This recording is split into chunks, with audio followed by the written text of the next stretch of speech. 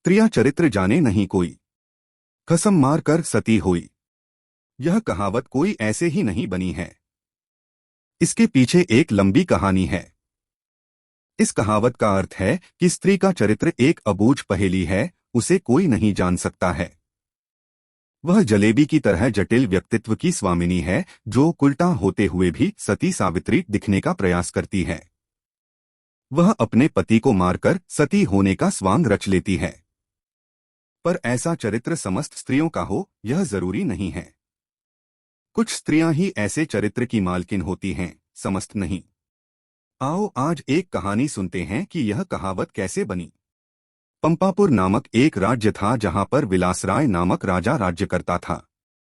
राजा का जैसा नाम वैसे ही उसके गुण थे, अर्थात वह एक विलासी राजा था।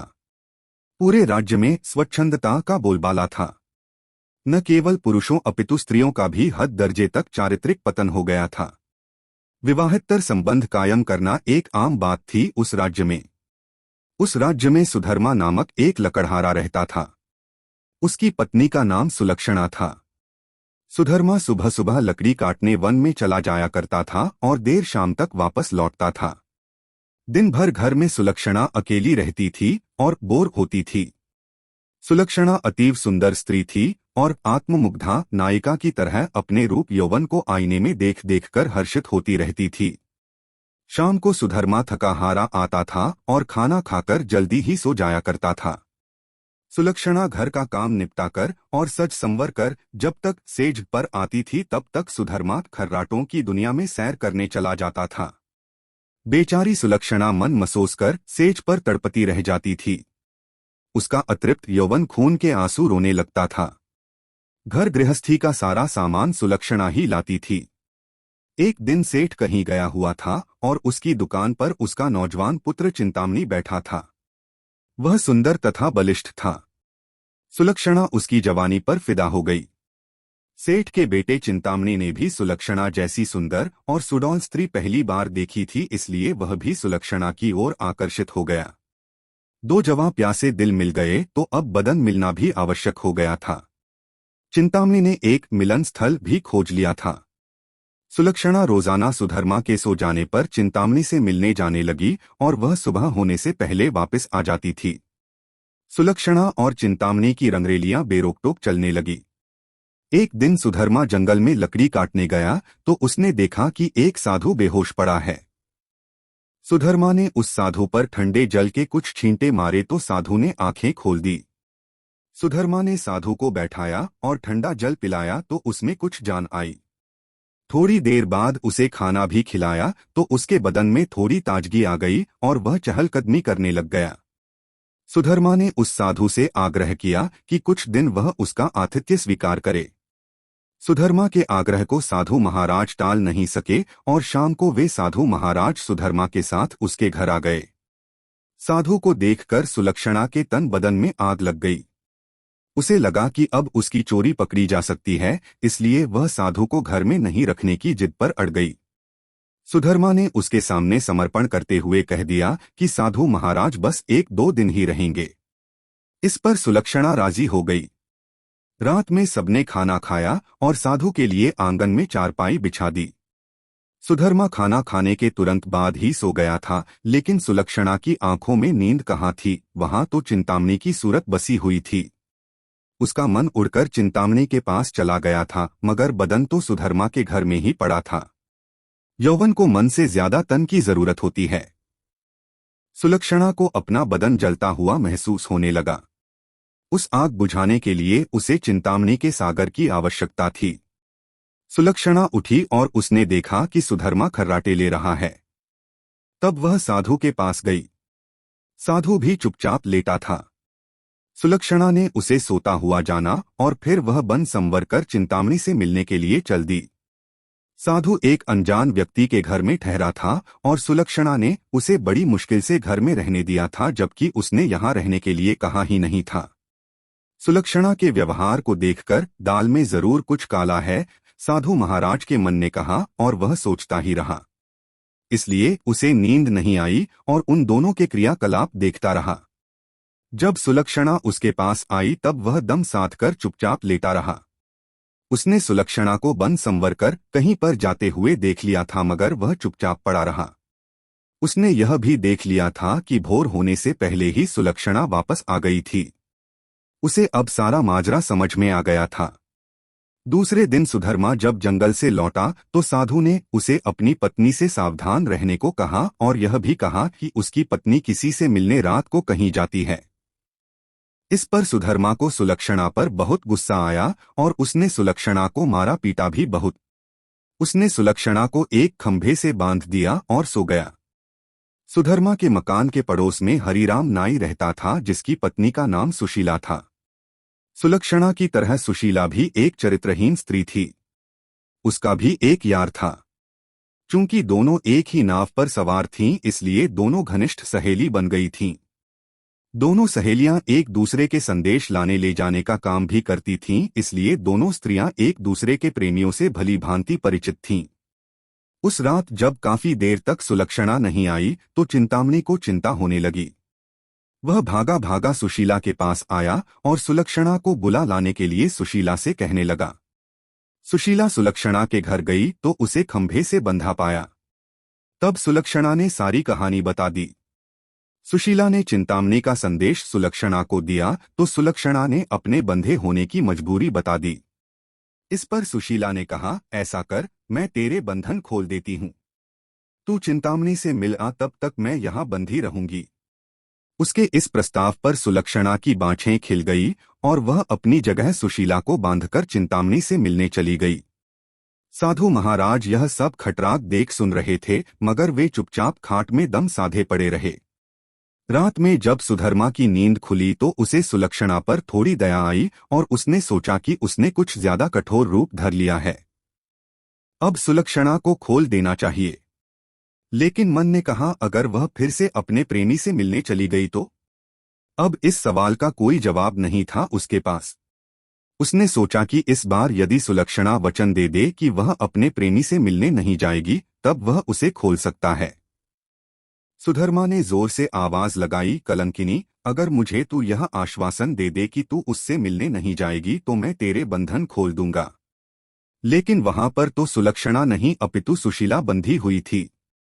सुशीला ने सोचा कि यदि वह कुछ भी बोलेगी तो उसकी आवाज से सुधर्मा को पता चल जाएगा कि वह सुलक्षणा नहीं कोई और है, तो फिर सारा भांडा ही फूट जाएगा। इसलिए वह कुछ नहीं बोली और चुप रही।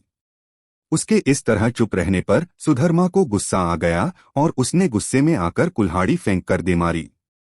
कुल्हाड़ी सीधी सुशीला की नाक पर जाकर लगी और उसकी नाक कट गई। वह अंदर ही अंदर सारा दर्द सहन कर गई, मगर उसने एक भी कराह नहीं निकलने दी। कुल्हाड़ी फेंक कर मारने से सुधर्मा का गुस्सा थोड़ा ठंडा हो गया और वह सो गया। उधर सुलक्षणा आज जल्दी ही वापस आ गई और जल्दी जल्दी सुशीला के बंधन खोल डाले। तब सुशीला ने अपनी कटी हुई नाक दिखाई और सारा वाकया सुना डाला।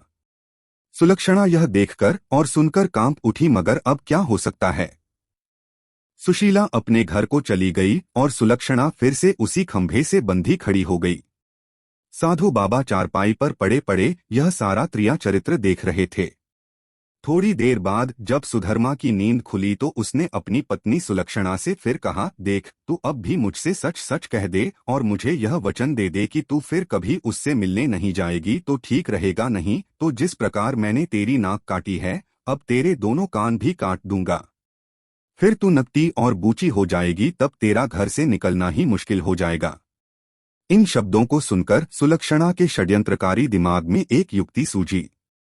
उसे पता था कि नाक उसकी नहीं सुशीला की कटी है और इस बात का पता सुधर्मा को नहीं है। इस नासमझी का फायदा उठाना चाहिए। तब उसने त्रिया चरित्र दिखलाते हुए नाटक करना शुरू कर दिया और जोर जोर से रोना शुरू कर दिया। रोते रोते बोली, तुम मर्द लोग बड़े बेरहम होते हो। अपनी पत्नी पर झूठा इल्जाम लगाकर उसकी नाक काट देते हो। मैं कोई कुल्टा स्त्री नहीं हूँ जैसा कि तुमने मुझ पर आरोप लगाया था। मैं एक पतिव्रता स्त्री हूँ और मैं आज तुम्हें यह सिद्ध करके दिखा दूंगी कि मैं कितनी सती, नेक और पतिव्रता हूँ। ऐसा कहकर उसने आसमान की ओर देखा और भगवान को संबोधित करते हुए बोली, हे प्रभु, हे माता गौरी, हे समस्त देवी देवताओं, हे दसों दिशाओं, आप सभी मेरी बात ध्यान से सुनो और मेरे साथ न्याय करो। मैं यदि तन मन और वचन से एक पतिव्रता और सती स्त्री हूं तो मेरे पति ने मुझ पर बदचलन होने का आरोप लगाकर जो मेरी नाक काटी है वह नाक फिर से जुड़ जाए और एक पतिव्रता स्त्री क्या होती है यह पूरे जग को पता चल जाए। और वह ओम नमो भगवते वासुदेवाय नम का जाप करने लगी। सुधर्मा यह सब देख और सुन रहा था। अभी 3-4 बार ही मंत्र का जाप हुआ था कि सुलक्षणा चीख पड़ी, मेरी नाक जुड़ गई, मेरी नाक पहले जैसी हो गई। हे भगवान, तेरा लाख लाख शुक्र है जो तूने एक पतिव्रता स्त्री की लाज रख ली और मुझ पर बदचलन होने का झूठा आरोप जो मेरे पति ने लगाया था उसे खारिज कर दिया। मैं आपका यह उपकार जिंदगी भर नहीं भूलूंगी भगवान। और उसने नीचे धरती पर झुककर भगवान को प्रणाम किया। तब तक सुबह हो गई थी। सुधर्मा को उसकी बातों पर विश्वास नहीं हुआ, इसलिए वह उसके पास गया और उसकी नाक को छूकर देखा, वह पहले जैसी ही थी। वह सुलक्षणा को आश्चर्य से देखता ही रह गया और अपनी गलती पर पछताने लगा। उधर सुशीला ने अपने चेहरे पर एक कपड़ा इस तरह लगा लिया कि नाक दिखाई नहीं दे। सुबह होने पर नाई हरिराम अपनी दुकान जाने लगा तो उसने अपनी पेटी संभाली। उसमें एक बड़ा वाला उस्तरा नहीं था। उसने सुशीला से कहा कि बड़ा वाला उस्तरा ला दे। सुशीला नाक कटने से चिढ़ी हुई सी थी तो उसने हरिराम की तरफ एक चाकू फेंक दिया और कहा, ले यह ले तेरा बड़ा वाला उस्तरा।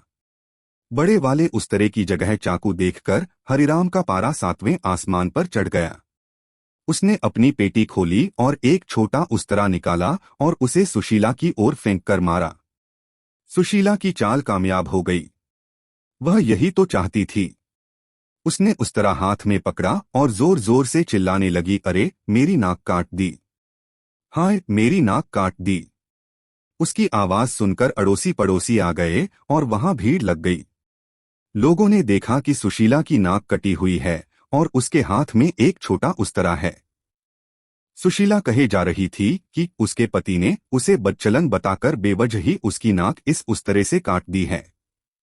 लोगों ने सुशीला की बात सही मान ली और हरिराम नाई की खूब धुनाई कर दी।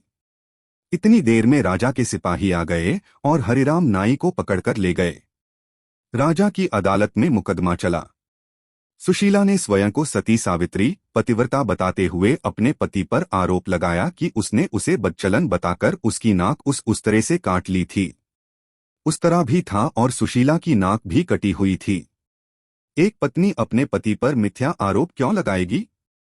अत राजा ने हरिराम नाई को दोषी मानते हुए उसे मृत्युदंड सुना दिया। इस मृत्युदंड की चर्चा पूरे राज्य में फैल गई। सुधर्मा के घर में ठहरे हुए साधु महाराज ने भी जब हरिराम नाई को मृत्युदंड की बात सुनी तब वह विचलित हो गया।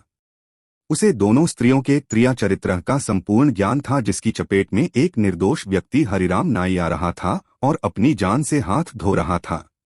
तब वह राजा के पास गया और संपूर्ण घटनाक्रम राजा को कह सुनाया। राजा ने सुधर्मा और सुलक्षणा को दरबार में बुलवाया और कड़क कर सारी बातें सच सच बताने के लिए कहा। तब सुलक्षणा और सुशीला ने सारी बातें सच सच बता दी और अपने स्वांग को भी बता दिया। अब मामला पूरी तरह से साफ हो चुका था। दोनों स्त्रियों का अपराध सामने आ गया था और हरिराम नाई निर्दोष सिद्ध हो गया था। इस षड्यंत्र के लिए दोनों कुलटाओं को भीषण दंड दिया जाना था, लेकिन स्त्री, बालक और साधु को मृत्युदंड नहीं दिया जा सकता है। इस शास्त्रीय विधान के अनुसार दोनों स्त्रियों के नाक कान काटकर उन्हें छोड़ दिया गया। इस पूरे वृतांत को देखकर साधु महाराज बोल पड़े, क्रिया चरित्र जाने नहीं कोई, कसम मार कर सती हुई।